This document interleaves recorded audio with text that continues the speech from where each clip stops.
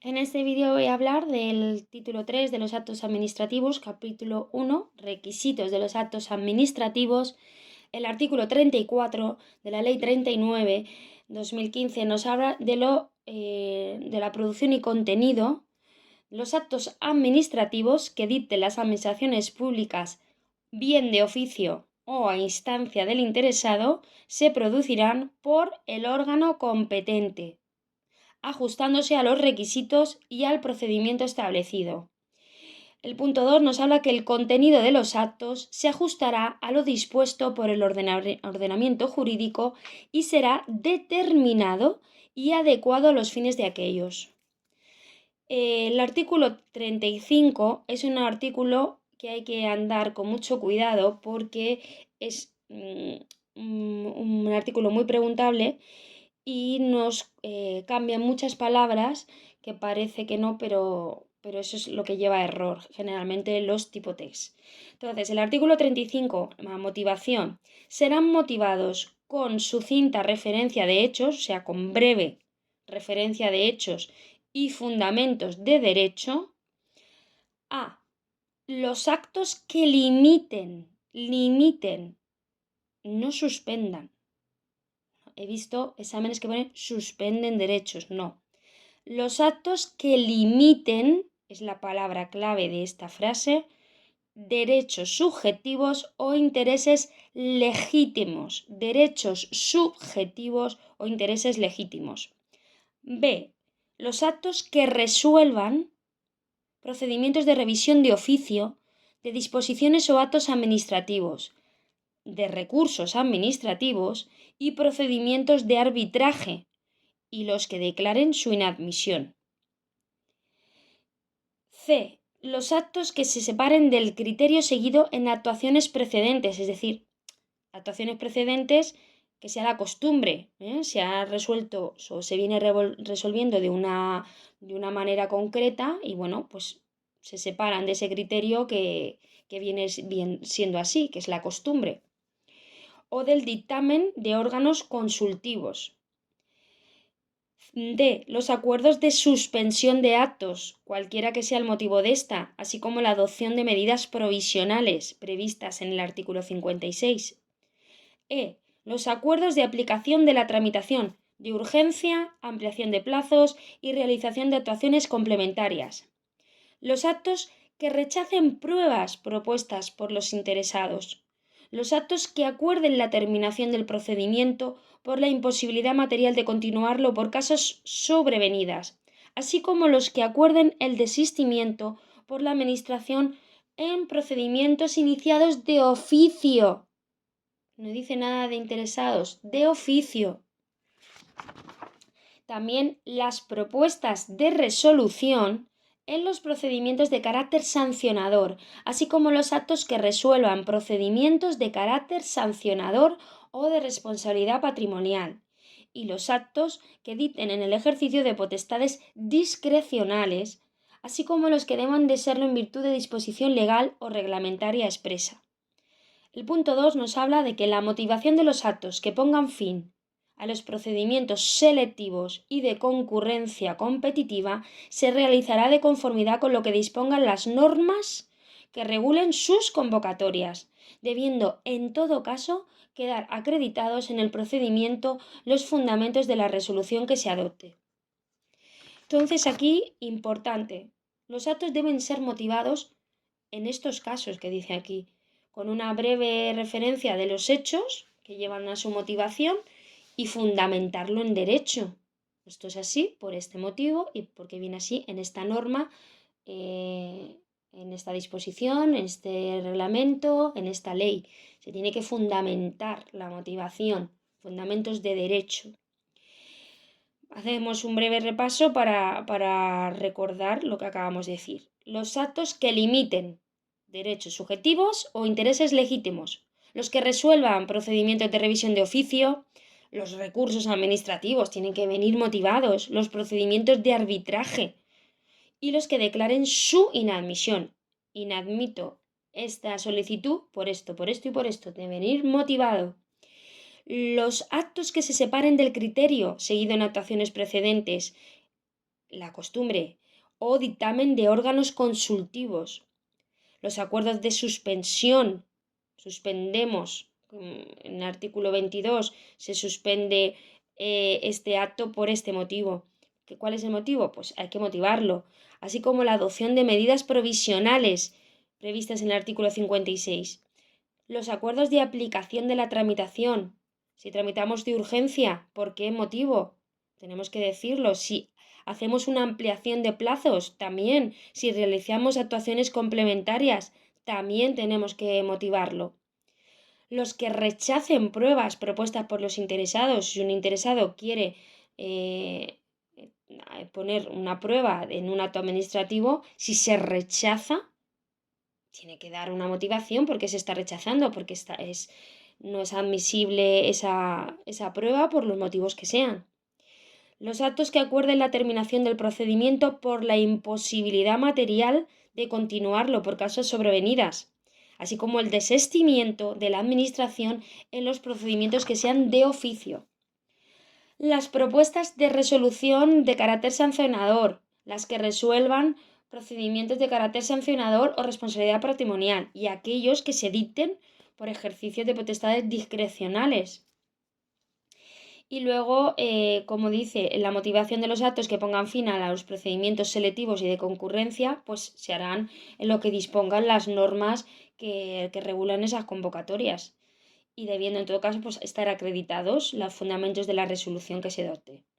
El artículo 36 nos habla de la forma de los actos administrativos. Los actos administrativos se producirán por escrito, a través de medios electrónicos, a menos que su naturaleza exija otra forma más adecuada de expresión y constancia, sino por escrito y a través de medios electrónicos. El punto 2 nos dice que en los casos en los que se ejerza una competencia de forma verbal, la constancia escrita del acto, cuando sea necesaria, se efectuará y firmará por el titular del órgano inferior o funcionario que la reciba oralmente, expresando en la comunicación del mismo la autoridad de la que procede. Si se tratara de resoluciones, el titular de la competencia deberá autorizar una relación de las que haya dictado de forma verbal con expresión de su contenido. Es decir, si los órganos administrativos ejercen su competencia de forma verbal, se debe dejar constancia escrita de ese acto y firmará por el titular del órgano inferior o funcionario que la reciba oralmente. El punto 3. Cuando deba dictarse una serie de actos administrativos de la misma naturaleza, tales como nombramientos, concesiones o licencias, podrán refundirse en un único acto, acordado por el órgano competente, que especificará a las personas u otras circunstancias que individualicen los efectos del acto para cada interesado. Es decir, si hay varios actos de la misma naturaleza, pues eso, son nombramientos, se nombra a 5 o 6 personas al mismo tiempo para personal. Se conceden licencias, pues se pueden refundir en un único acto lo que es esas circunstancias de esas concesiones, pero luego se individualizará los efectos para cada uno de los interesados. Aquí en este artículo 36 debemos de quedarnos, porque lo he visto en muchos exámenes, la parte del punto 2 que dice: cuando sea necesaria se efectuará y firmará por el titular, cuando sea verbal, la competencia de dictar esos actos de forma verbal. ¿Quién firmará? Pues nos dicen, firmará por el titular del órgano superior. Pregunta trampa. No. ¿Quién firmará ese acto en el cual se va a dejar constancia escrita de la competencia que se ha hecho de forma verbal? ¿Quién lo va a firmar? Pues el titular del órgano inferior o un funcionario que la reciba oralmente. Ese sería el caso. Luego, la eficacia de los actos, el capítulo 2, nos habla el artículo 37 de la inderogabilidad singular. Es decir, que si las resoluciones administrativas de carácter particular no podrán vulnerar lo establecido en una disposición de carácter general, aunque aquellas procedan de un órgano de igual o superior jerarquía al que dictó la disposición general. O sea, algo particular no puede vulnerar una disposición general, aunque se haya dictado por un órgano que sea de igual o superior jerarquía al que lo dictó. Y serán nulas las resoluciones administrativas, nulas, las que vulneren lo establecido en una disposición reglamentaria, así como aquellas que incurran en alguna de las causas recogidas en el artículo 47, que son las causas de nulidad. El artículo 38 nos habla de la ejecutividad, que no hay que confundir con la ejecutoriedad del artículo 98. El artículo 38, ejecutividad, nos dice que los actos de las administraciones públicas sujetos al derecho administrativo serán ejecutivos con arreglo a lo dispuesto en esta ley.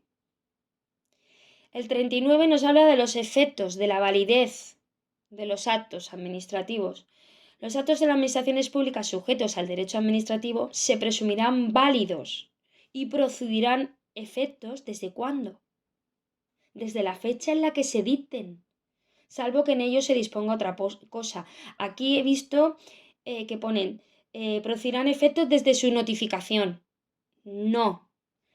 Los actos administrativos se presumirán válidos y producirán efectos desde la fecha en que se dicten, salvo que se disponga otra cosa. La de eficacia quedará demorada. ¿Cuándo?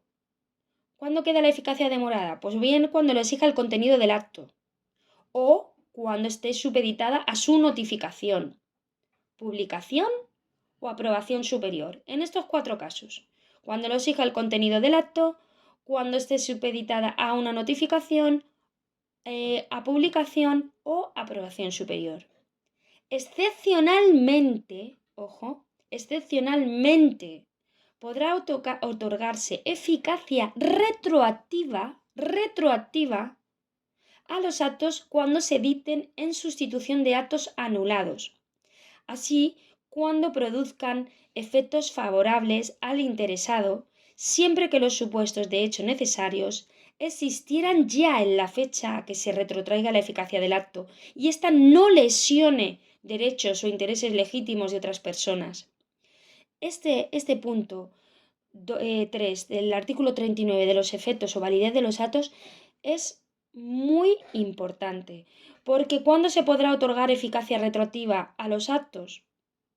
Pues que, claro, el artículo 9.3 de la Constitución nos dice la irretroactividad de las disposiciones que no son favorables o restrictivas, la irretroactividad con la I delante. Aquí nos habla de que excepcionalmente se podrá otorgar eficacia retroactiva a los actos cuando se dicten en sustitución de actos, ojo, anulados, no nulos del artículo 47, anulados del artículo 48. Así como cuando produzcan efectos favorables al interesado, siempre que los supuestos de hecho necesarios existieran ya. O sea, tiene que ser que produzcan efectos favorables y que ya existieran esos supuestos en la fecha que se retrotraiga la eficacia. Y también tampoco pueden lesionar derechos de otras personas. El punto 4 nos dice que las normas y actos dictados por los órganos de las administraciones públicas en el ejercicio de su propia competencia deberán ser observadas por el resto de órganos administrativos. Ojo aquí, aunque no dependan jerárquicamente entre sí o pertenezcan a otra administración. Ojo, no tienen ni por qué depender jerárquicamente entre sí y pueden ser de otra administración.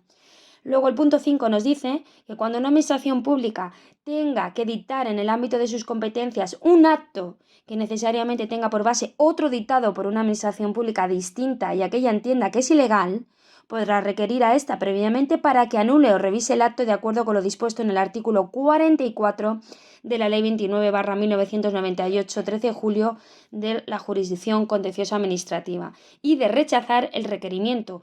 Podrá interponer recurso contencioso administrativo. En estos casos quedará suspendido el procedimiento para dictar resolución. Bueno, pues hasta aquí estos artículos.